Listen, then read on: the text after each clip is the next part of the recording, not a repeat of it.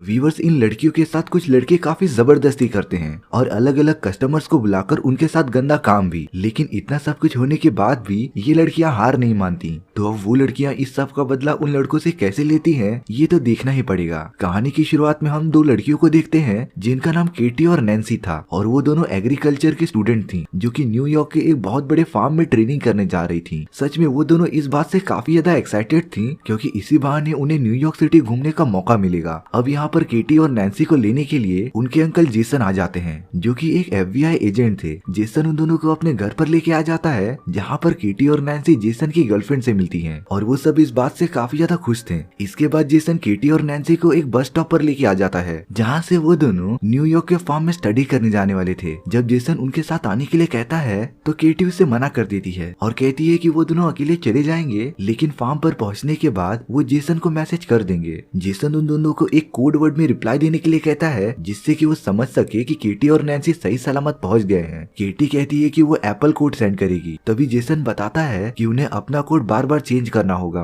ताकि कोई भी समझ ना पाए कि वो लोग किस बारे में बात कर रहे हैं। तभी वहाँ पर दो लड़के एक कार में जा रहे होते हैं और वो तो केटी और नैन्सी को एकदम अजीब तरीके से देख रहे थे। जेसन के वहाँ से जाने के बाद केटी और नैन्सी पास वाले रेस्टोरेंट में कुछ खाने चले जाते हैं। तभी उसी रेस्टोरेंट में वही लड़के लोग आ जाते हैं जो केटी और नैन्सी को कुछ देर पहले देख रहे थे। उन लड़कों का नाम जेड और ल्यूकस था। वो दोनों केटी और नैन्सी से बातें करने लगते हैं और केटी उन्हें बताती है कि वो दोनों न्यूयॉर्क के फार्म में स्टडी करने जा रहे हैं और ये केटी और नैन्सी की सबसे बड़ी गलती थी क्योंकि उन्हें किसी भी अनजान आदमी को इस तरीके से अपने बारे में इन्फॉर्मेशन नहीं देना चाहिए। पर तब जेड और ल्यूकस उनसे कहते हैं कि वो भी उसी रास्ते पर जा रहे हैं, तो क्या वो उन दोनों को अपनी कार के अंदर छोड़ दें। केटी इस बात से उन लड़कों को मना कर देती है और जब जेड और ल्यूकस वहाँ से जाने लगते हैं तब नैन्सी केटी को कन्विंस कर लेती है उन दोनों के साथ जाने के लिए और वो दोनों जेड और ल्यूकस के कार में बैठकर निकल पड़ते हैं। लेकिन तभी वो नोटिस करते हैं कि जेड और ल्यूकस न्यूयॉर्क जाने के सिवाय एक घने जंगल की तरफ जा रहे थे। जेड और ल्यूकस उन दोनों को अपने घर पर लेके आ जाते हैं जिससे कि केटी और नैन्सी काफी ज्यादा डर गए थे और वो उन्हें फार्म पर लेके जाने के लिए कहते हैं। तभी जेड और ल्यूकस की मदर आ जाती है और वो उन दोनों लड़कियों को चाय पीने के लिए इन्वाइट करती है। वो बताती है कि इसके बाद जेड और ल्यूकस उन्हें फार्म पर छोड़ देंगे। केटी और नैन्सी को तो ये सब कुछ नॉर्मल लग रहा था और वो दोनों चाय पीने में बिजी हो जाती हैं। तभी उनके अंकल जेसन का मैसेज आता है और केटी उन्हें कोड वर्ड में रिप्लाई दे देती है जिसमें कि वो एप्पल लिखती है, जिससे जेसन समझ जाए कि वो दोनों बिल्कुल सही सलामत हैं। जेड और ल्यूकस की मदर उनके लिए कुछ खाने के लिए लेके आती है और जब केटी और नैन्सी उसे खाती है तो उन दोनों को एकदम से नशा सा होने लगता है।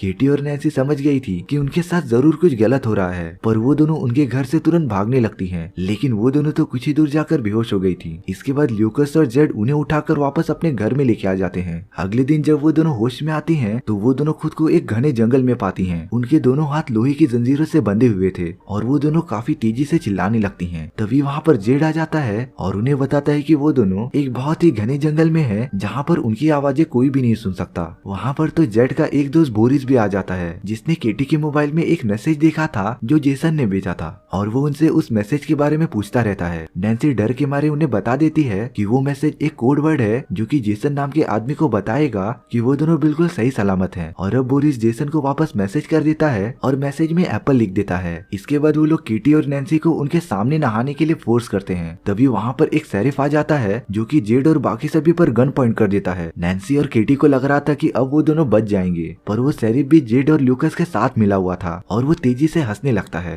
वो पुलिस वाला तो एक वाइगरा की गोली खाता है और अपने लिए केटी को चुनता है। वो उसे कंटेनर में लेके चले जाता है और उसके साथ जबरदस्ती करता है। यहाँ जेसन को शक हो गया था कि केटी और नैन्सी सही सलामत है कि नहीं, क्योंकि उसने केटी को कहा था कि वो एक कोड सिर्फ एक ही बार यूज करेगी। तभी जेसन अपनी तसल्ली के लिए न्यूयॉर्क के फार्म में कॉल करता है और नैन्सी और केटी के बारे में पूछता है। तब उससे पता चलता है कि वो दोनों यहाँ पर एक भी बार नहीं आई थी। यहाँ दूसरी तरफ जेड और ल्यूकस ने सारी हैवानियत की लिमिट्स पार कर दी थी और अब तो वो दोनों अपने नए नए कस्टमर्स को बुलाकर केटी और नैन्सी के साथ गंदा गंदा काम करवाते थे। वहाँ पर एक कस्टमर मास्क पहनकर आ जाता है और केटी और नैन्सी को बारी बारी कंटेनर में लेके जाके उनके साथ गंदा काम करने लग जाता है। जेसन यहाँ पर पुलिस स्टेशन पहुंच जाता है केटी और नैन्सी के बारे में पूछताछ करने के लिए और उसे वहाँ पर वही पुलिस ऑफिसर मिलता है जिसने की केटी के साथ बुरा काम किया था। वो पुलिस ऑफिसर तो जेड और ल्यूकस के पास आकर उन्हें इस बारे में सब कुछ बता देता है कि एक CBI एजेंट केटी और नैन्सी को ढूंढ रहा है और अब उन्हें जल्द से जल्द कुछ करना पड़ेगा और केटी और नैन्सी को मारकर उन्हें ठिकाने लगाना पड़ेगा। केटी और नैन्सी ने उन लोगों को ये बातें करते हुए सुन लिया था और अब वो दोनों काफी डर गए थे। यहाँ पर जेड और ल्यूकस अपने एक आदमी को वहीं पर छोड़ के चले जाते हैं जो कि केटी और नैन्सी पर नजर रखता है। उन लोगों के जाने के बाद केटी उस अकेले आदमी के पास चली जाती है और उसे अपने ब्यूटीफुल बॉडी का यूज करके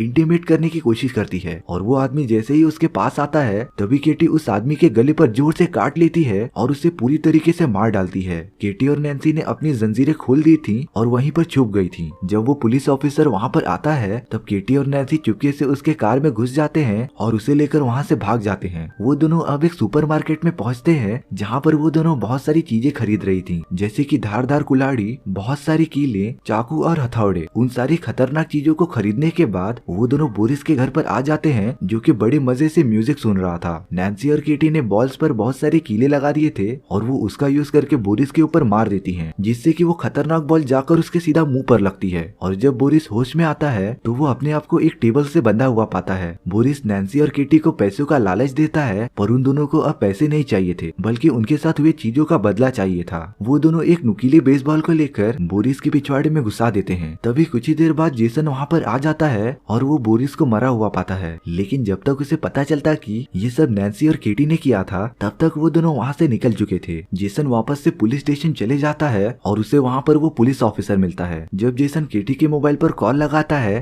तब वो मोबाइल पुलिस ऑफिसर के पास बजने लगता है क्योंकि उसने केटी के मोबाइल को ले लिया था और अब वो पुलिस ऑफिसर जेसन पर गन पॉइंट कर देता है। यहाँ पर केटी और नैन्सी एक चर्च में आ जाते हैं और उन्हें पता चला था कि वो मास्क वाला आदमी और कोई नहीं बल्कि उस चर्च का पादरी था। वो दोनों उस आदमी को मारकर बेहोश कर देते हैं और एक स्टोर से जाकर बहुत सारे पेट्रोल और माचिस लेके आ जाते हैं, जिसका यूज करके वो उस आदमी को भी जलाकर मार देते हैं और वहाँ से अपने नए टारगेट को ढूंढने के लिए निकल जाते हैं। उस पुलिस ऑफिसर ने जेसन को बंदी बना लिया था और वो वहाँ पर और भी 2 लड़कियों को पकड़ कर लेके आया था जिसके साथ वो गंदा काम कर सके। पर तभी वहाँ पर केटी और नैन्सी आ जाती हैं जो उस पुलिस ऑफिसर के सर पर मारकर उसे बेहोश कर देती हैं। इसके बाद जब पुलिस ऑफिसर होश में आता है तो नैन्सी और केटी एक गन में एक ही बुलेट डालकर उस पुलिस ऑफिसर पर गन फायर करने का गेम खेल रही होती हैं। शुरुआत में तो उन दोनों के गन में से कोई भी बुलेट फायर नहीं हो रही थी पर कुछ देर बाद वो पुलिस ऑफिसर को गन से मार देती हैं। वो उन दोनों लड़कियों को भी छुड़ा देती हैं और उन्हें जेसन को आजाद करने के लिए कहती हैं। इसके बाद वो दोनों वहाँ से चली गई थी। यहाँ दूसरी तरफ हमें जेड और ल्यूकस की मॉम को दिखाया जाता है जो कि ड्रिंक कर रही होती हैं। तभी वो अचानक अनकॉन्शियस हो जाती हैं और नीचे गिर जाती हैं और ये सब केटी और नैन्सी ने किया था।